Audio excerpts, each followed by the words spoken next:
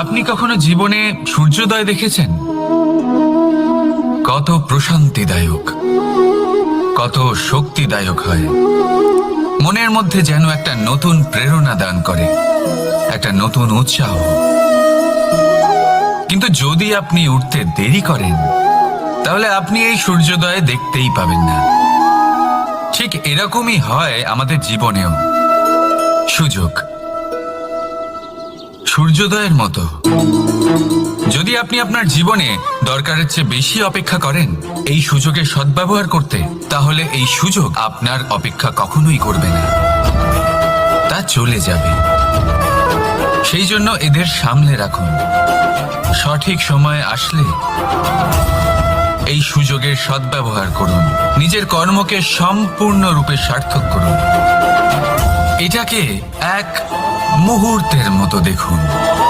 যদি এরকম করেন, তাহলে জীবনও সূর্যোদয়ের মতোই হবে। এতে সন্তুষ্টি থাকবে, গৌরবও থাকবে, আর থাকবে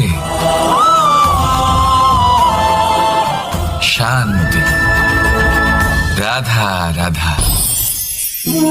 আমরা জীবনে এমন অনেক মানুষকে চিনি যারা অত্যন্ত শক্তিশালী, নিজের পরীক্ষা দিতে কখনো পিছপা হন না, খুব কঠোর হন, আত্মপ্রত্যয়ী হন, কিন্তু তাও তারা সাফল্য পান না। কেন?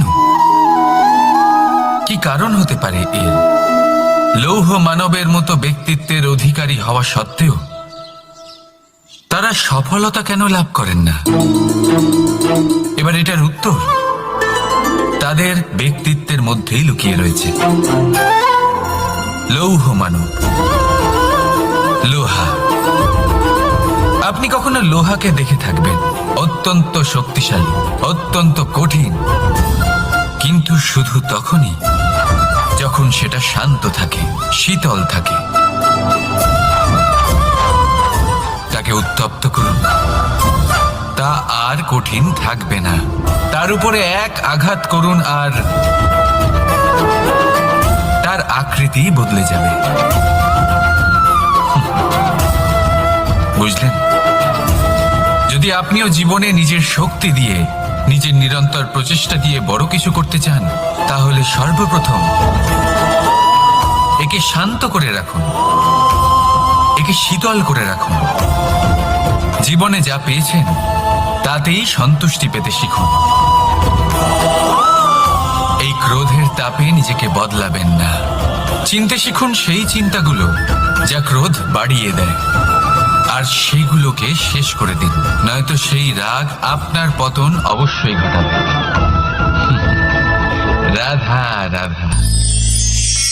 আমরা অনেকবার লোকের থেকে এই কথা শুনেছি, জীবনে যখনই ধন অর্জন করবে বাঁচিয়ে রাখবে। কি হয়, কঠিন পরিস্থিতিতে আপনার খারাপ সময় তা আপনার কাজে আসে। কিন্তু এই কথা কি 100% সত্যি? ভাবুন, এই সমস্ত ধন যে আপনি অর্জন করেছেন তা কি আপনাকে সুস্বাস্থ্য দিতে পারবে? এই সমস্ত ধন কি আপনাকে সুখ এনে দিতে পারবে? পারবে না, তাই না? চলুন আমি আপনাকে একটা কথা বলি। পরমেশ্বর, ঈশ্বর, যদি এই ঈশ্বরের ওপর আপনি বিশ্বাস রাখেন, সর্বদাই ভালো কাজ করেন, সবার মধ্যে প্রেম ছড়িয়ে দেন, আর সবার জন্য শুধু ও শুধুমাত্র শুভকামনা করেন, তাহলে আপনার সাথে কখনো কোনো খারাপ হতে পারে না। তাই সময় বদলান, সময় বদলানোর উপকরণ নয়। আর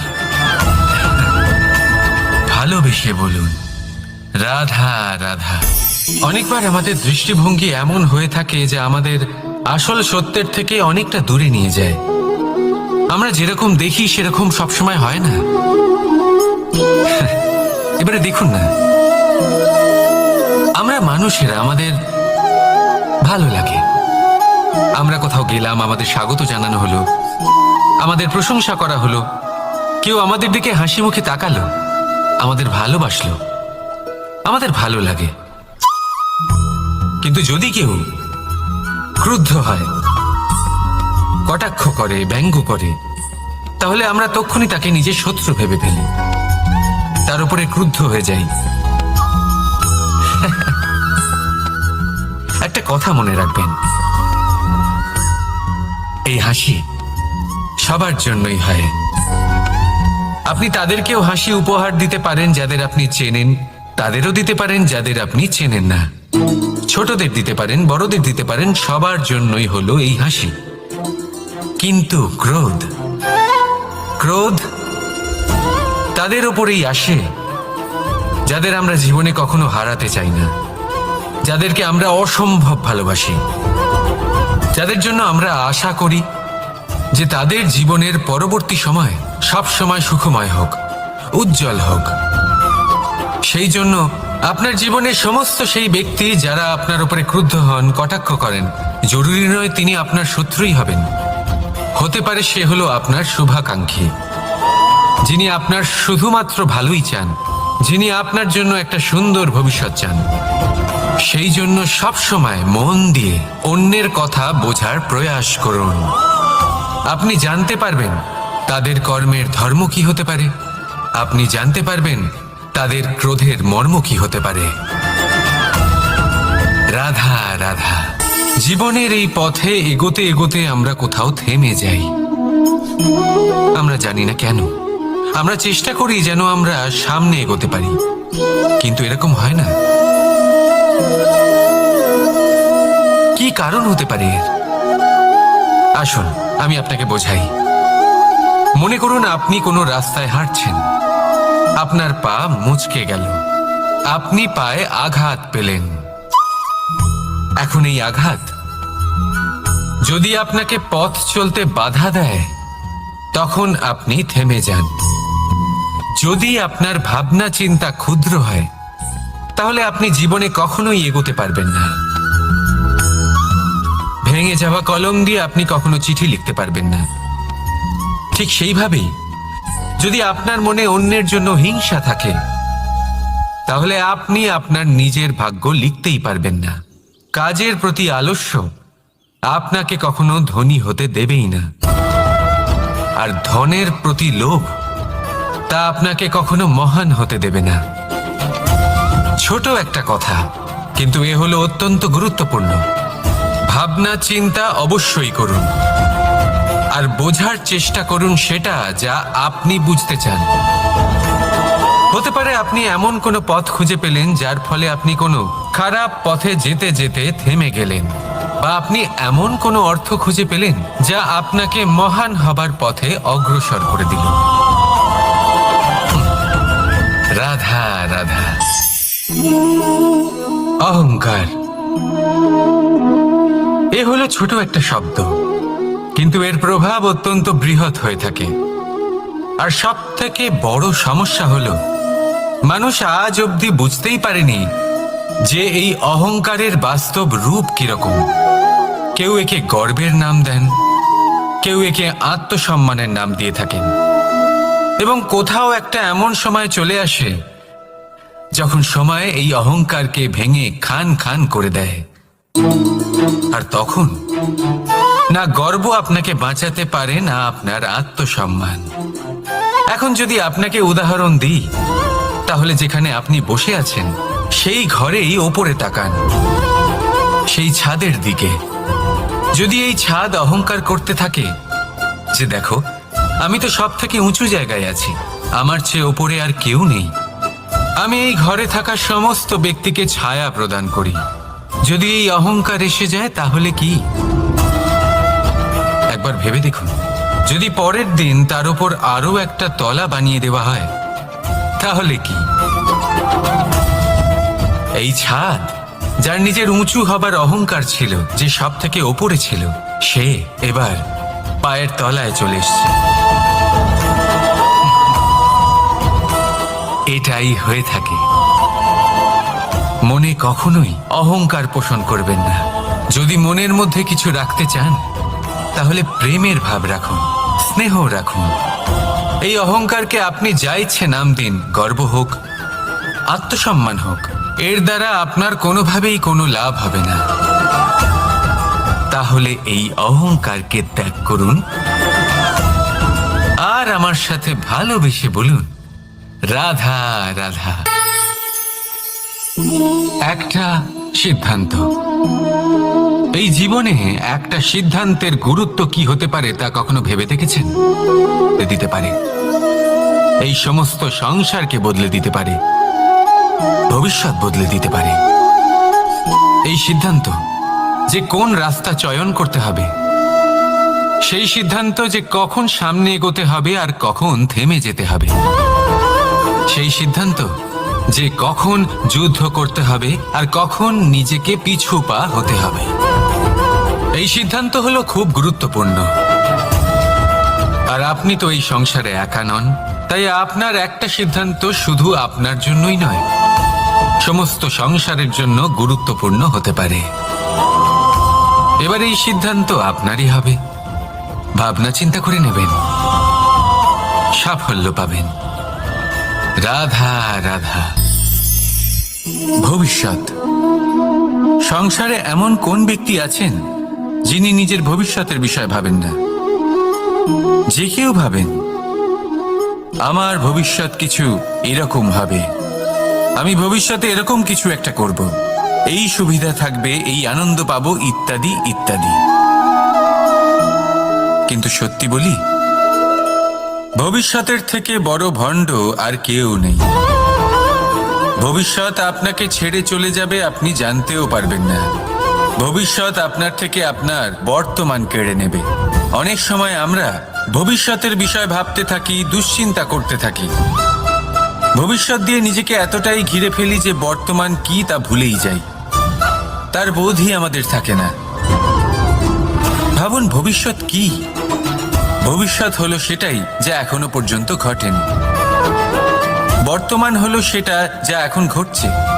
তাহলে যা এখনো ঘটেইনি তার বিষয়ে দুশ্চিন্তা করে নিজেকে ব্যতিব্যস্ত কেন করছেন? এই বর্তমান, এটাই হলো গুরুত্বপূর্ণ। এর উপরে সমস্ত ভাবনা কেন্দ্রীভূত করুন। মনে লক্ষ্য অবশ্যই রাখুন, কিন্তু পুরো মনোযোগ শুধু বর্তমানে থাকবে। এই বর্তমানকে যদি সামলে নিতে পারেন, তাহলে আপনার ভবিষ্যৎ এমনি উজ্জ্বল হয়ে উঠবে। তাহলে আসুন আমার সাথে ভালোবেসে বলুন, রাধা রাধা। সময়। কথায় আছে, আমাদের জীবনের প্রত্যেক মুহূর্ত স্বর্ণর মতো হয়। এবার হয় আমরা একে নিজেদের কাছে রাখতে পারি, বা একে আমরা চলে যেতে দিতে পারি। কারণ এই ছোট ছোট মুহূর্তই আছে যা আমাদের জীবনকে গড়ে তোলে। এখন এই জীবন কেমন হবে তা আমাদের উপর নির্ভর করে। যদি আপনি একটা মুহূর্তের যত্ন না নেন, যদি আপনি এক মুহূর্ত ভালো না বাসেন, যদি আপনি এক মুহূর্ত স্নেহের আনন্দ না উপভোগ করতে পারেন, তাহলে দেখতে দেখতেই আপনার সমস্ত সময় নষ্ট হয়ে যাবে, আপনি জানতেও পারবেন না। অর্থাৎ এই সময় স্বর্ণ হতে পারে না। তবে আমরা একে স্বর্ণ বানিয়ে নিতে পারি আমাদের চেষ্টার মাধ্যমে। এই সময় শুধু একটি লাঙল যা মাটির সাথে লড়াই করতে পারে, আর কিছু নয়। একটা অত্যন্ত গুরুত্বপূর্ণ কথা মনে রাখবেন, আপনার কাছে শুধু সময় আছে। এবার আপনি এটা দিয়ে স্বর্ণ বানাবেন, না ঘুমিয়ে স্বপ্ন দেখে একে নষ্ট করবেন, সিদ্ধান্ত আপনারই। রাধা রাধা। ভগবান। প্রত্যেক কঠিন পরিস্থিতিতে এই নামই আছে যা আমাদের উপায় দিয়ে থাকে। ব্যক্তি যান, ভগবানের পুজো করেন, আরাধনা করেন, ব্রত পালন করেন, মন্দিরে যান, পুজো পাঠ করেন, ভগবানকে জাগিয়ে তোলেন। আর তারপর শুরু হয় সমস্ত প্রশ্ন। হে ভগবান, আমার সাথে এরকম কেন হচ্ছে? কেন আমারই জীবনে এত দুঃখ আছে? আমি কিভাবে এর সম্মুখীন হব? আমাকে কেন এত কষ্ট ভোগ করতে হচ্ছে? হে ভগবান, আমি কি করব? আমাকে সাহায্য করুন, কোনো রাস্তা দেখান।